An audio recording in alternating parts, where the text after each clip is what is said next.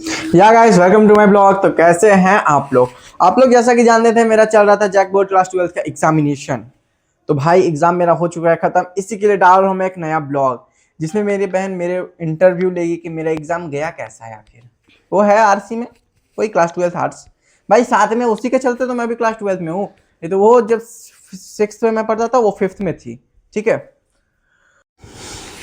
तो उसी के चलते मेरे को पापा यहाँ पे भाई पीछे करा दिए दूसरे स्कूल में। उसके चलते हम लोग दोनों एक साथ जाने लगे, इसी के चलते दोनों सेम क्लास में हैं।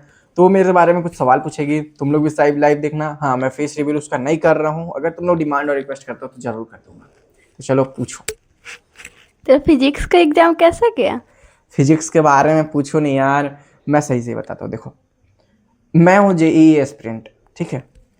मैं हमेशा न्यूमेरिकल सॉल्व करता हूँ भाई, कसम। अंग्रेजी माध्यम में थ्योरी लिखना यानी कि मौत से मिलने के बराबर है, ठीक है। एकदम ही घटिया पेपर गया था।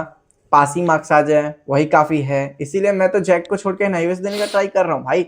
एनआईवीएस दूंगा, जेई का एग्जाम दूंगा। चलो दूसरा क्वेश्चन पूछ लो तुम।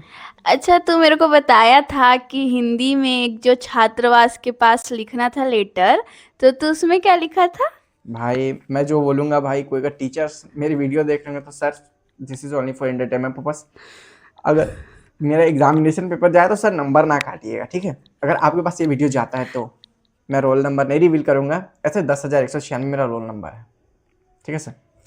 तो भाई वो छात्रावास वाला, मतलब देखो, मेरे को हिंदी तो मैं जानता ही नहीं था। मैथ्स के पेपर के दिन मेरे को पता चला कि मेरा हिंदी सब्जेक्ट भी है, ठीक है। पहले से मेरे को कोई जानकारी नहीं था कि मेरा हिंदी सब्जेक्ट भी है, ठीक ना। मैथ्स का पेपर दे रहा था, कुछ समझ तो आ नहीं रहा था कि क्या लिखूं क्या नहीं लिखूं, सवाल बनाऊं या नहीं बनाऊं, कुछ क्लियर था ही नहीं माइंड में। उधर चल रहा था मैं क्या लाडले। तो कैसे हैं आप लोग? सौरभ जोशी का ब्लॉग देख सकते हैं गाइस। अवंतिका भाई रहने दे, दिमाग बोल रहा है। पढ़ लेते साल भर तो बउआ ये नहीं आती, रील देख रहे थे तुम। तो चलिए तीसरे सवाल की ओर। गाइज, मैं आप लोग को एक बात भी बताना चाहती हूँ। जब इसके क्लास में चीट चेकिंग हो रहा था कि कोई बच्चा चीट तो नहीं लेके आया है ना, अच्छा, हाँ तो हाँ। ये खुद से चीट बना करके उसमें कुछ भाई बात लिख दी। ये खुद बताएगा क्या भाई ये मैं लिखा क्वेश्चन था। में सब जवाब देता हूँ तुम लोग को। देखो, मेरा बार बार सब चेकिंग कर रहा था, ठीक है। मैं उन टीचर्स को नहीं भरा बुरा बोलूंगा, वो भी टीचर्स अच्छे थे अपने हिसाब से, और चेकिंग कर रहे थे, ठीक कर रहे थे। भाई मेरे को इतना डिस्टर्ब उन लोगों ने किया, इतना डिस्टर्ब किया। मैं अपने क्वेश्चन पेपर का पेज फाड़ा।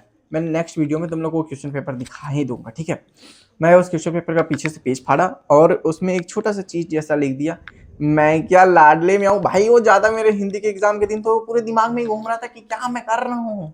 एग्जाम देने आया हूँ, इंस्टा का रील चल रहा है यार दिमाग में। बस यही लिख के दे दिया भाई, लेकिन कोई टीचर फिर उसके बाद चीट ही मेरा नहीं देखा। गाइज, आपको पता है, चीट तो चीट दिया ना। सर को बोला कि सर जो भी लिखा है जोर जोर से पढ़िएगा। अब ये खुद बताएगा उसमें क्या लिखा था। भाई देखो, जैक क्लास 12 के हिंदी में 5-6 आए थे क्वेश्चन जो 5 नंबर के थे। सर बोले कि कुछ भी लिख दो, कुछ भी भर देना है। मेरा बगल वाला भाई जानता है गाना लिख के आया है। तो कौन सा अरे, गाना था बताता मैं। हाँ, रसगुल्ला सॉन्ग तुम लोगों ने सुना होगा। रसगुल्ला लागेलू, और एक था देवरा ढोड़ी चटना बा, एक्सेट्रा एक्सेट्रा सॉन्ग्स। ये तो एक दोस्त लिखा था जो मेरे बगल में बैठा था, ठीक है। आगे वाला सुनो क्या लिखा है।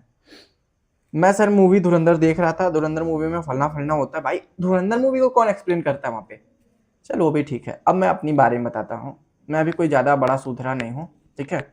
अपने बारे में, तो भाई उसमें एक बाढ़ क्या रिलेटेड आया था कि बाढ़ आपदा में पे निबंध लिखना था, बाढ़ आपदा पे।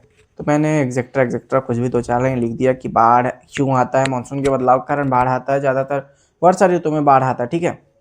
उसके बाद मेरा दिमाग में चल ही नहीं रहा भाई, सर बोल रहे हैं कि बाढ़ में सरकार क्या करता है। मैं उस राज्य का नाम नहीं लूंगा भाई, नहीं तो विवाद हो जाएगा मेरे वीडियो कमेंट्स में। बताता हूँ, वहाँ पे मैं बोला कि मैं लिखा, मतलब बोला नहीं, दिखा हूँ कि देखो, सरकार जब भी बाढ़ आता है तो जब जनता उनसे गुहार करती है कि हमें मुआवजा चाहिए मुआवजा चाहिए, तो सरकार बोलती क्या है, मैं क्या लाडले म्याऊं। भाई आगे का नहीं बोलूंगा मैं, सरकार अपनी जगह पे है भाई।